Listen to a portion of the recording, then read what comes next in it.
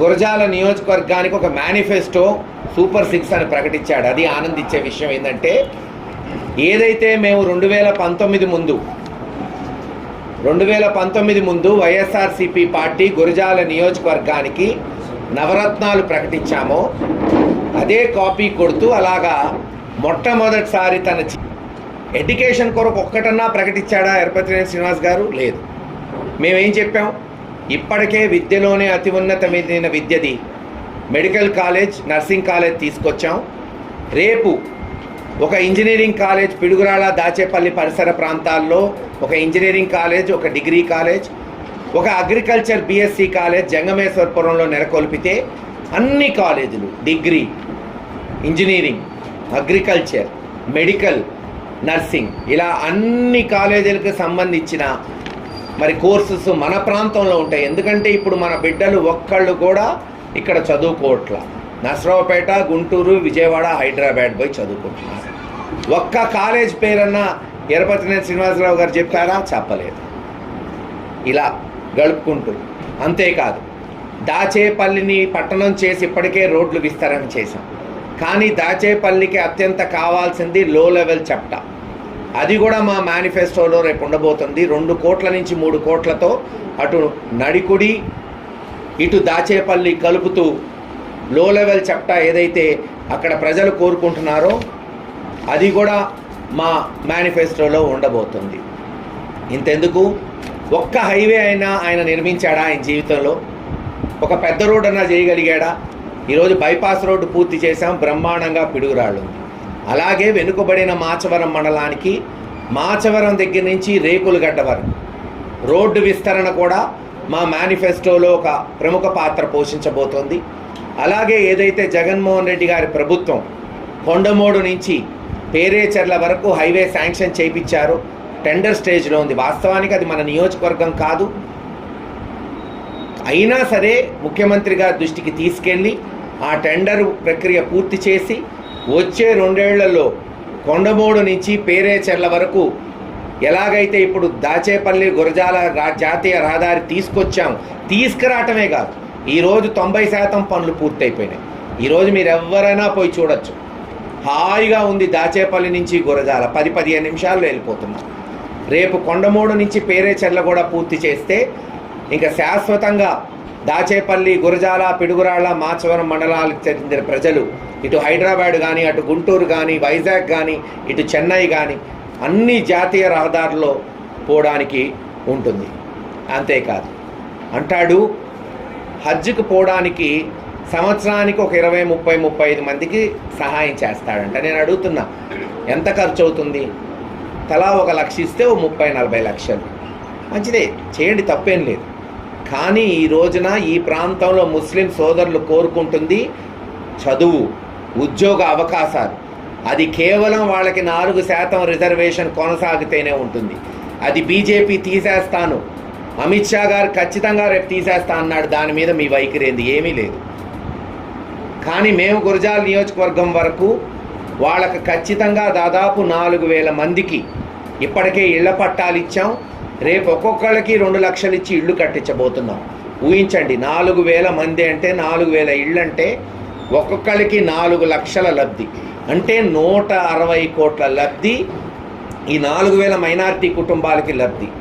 ఎక్కడ ఆయన ఇచ్చే సంవత్సరానికి 30 లక్షలు, మా అయితే 5 సంవత్సరాల్లో 1.5 కోటి, ఎక్కడ 160 కోట్లు. అంతేకాదు ఈరోజు వాళ్ళ పిల్లలు వాళ్ళ ఇంట్లో ఫంక్షన్లు చేసుకోవడానికి షాదీఖానాలు, దాచేపల్లిలో ఏసీ షాదీఖానా నిర్మించాం. గురజాల, పిడుగురాళ్ళలో పునర్నిర్మించి వచ్చే 2 నెలల్లో ఏసీ చేయబోతున్నాం. అంతేకాదు సుమారు 13 ఊర్లల్లో ఇటు గుత్తికొండ, జోలకల్లు, జానపాడు, కరాలపాడు, బ్రాహ్మణపల్లి, తుమ్మల చెరువు కావచ్చు, మాచవరం మండలంలో పిన్నెల్లి, మాచవరం, గంగిరెడ్డిపాలెం, తురకపాలెం, వేమవరం కావచ్చు, లేదు దాచేపల్లి మండలంలోని టంగెడ, పెదగాలపాడు, గామాలపాడు కావచ్చు. ఈ 13 చోట్ల కూడా ఒక్కొక్క చోట 30 నుంచి 40 లక్షలతో షాదీఖానాలు, ఏసీ షాదీఖానాలు నిర్మించబోతున్నామని తెలియజేస్తున్నాం. ఇప్పటికే ఈ చాలా చోట్ల 10-20 లక్షలు శాంక్షన్ అయినాయి. మీరు జానపాడులో పనులు మొదలైనవి, మీరు పోయి చూస్తే తురకపాలెంలో దాదాపు పూర్తయ్యే స్టేజ్లో ఉంది. చాలా చోట్ల ఫండ్స్ తీసుకొచ్చాం, కానీ అవి పూర్తి చేయబోతున్నాం. అలాగే చర్చిలు దాదాపు 4,80,00,000తో 20-30 చర్చిలు బాగు చేశాం. వచ్చే 3-4 సంవత్సరాల్లో 7 నుంచి 8 కోట్లతో 70 చర్చిల్ని బాగు చేయబోతున్నాం. ఇది కాదా అభివృద్ధి? ఆయన అంటాడు 3 బస్సులు పెట్టి వెల్లంకి తీసుకెళ్తాడు. సంతోషం, తీసుకెళ్ళండి. కానీ వాళ్ళు కోరుకునేది ప్రార్థనా మందిరాలు బాగుపడాలి, ఇక్కడున్న ప్రార్థనా మందిరాలు బాగుండాలని. ఖచ్చితంగా అవన్నీ 70 చర్చిల్ని కూడా బాగు చేయబోతున్నాం.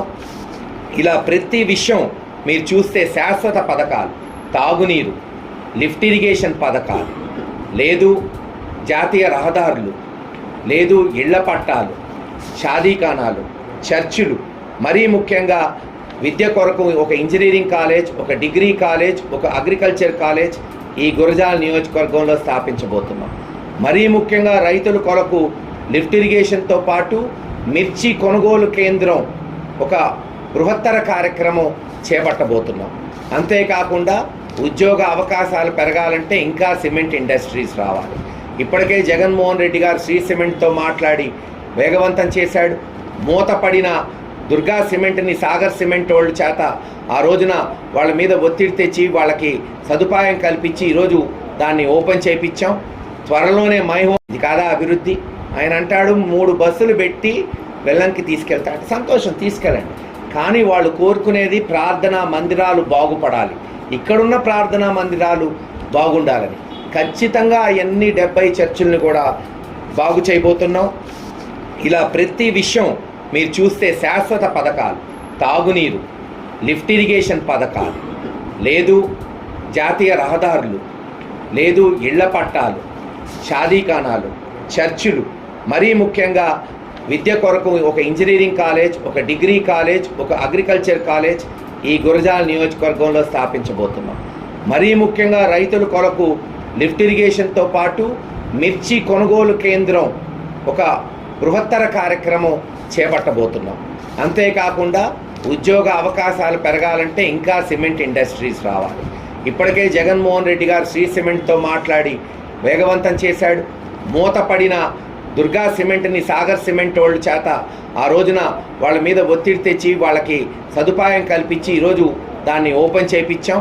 త్వరలోనే మై హోమ్ సిమెంట్ కానీ, అదానీ వాళ్ళు అంబుజాన్ సేకరించింది కానీ అది కూడా నిర్మాణం చేపట్టగలిగితే దాదాపు మరొక 2-3 సిమెంట్ ఫ్యాక్టరీస్ మనకు అందుబాటులో వస్తాయి.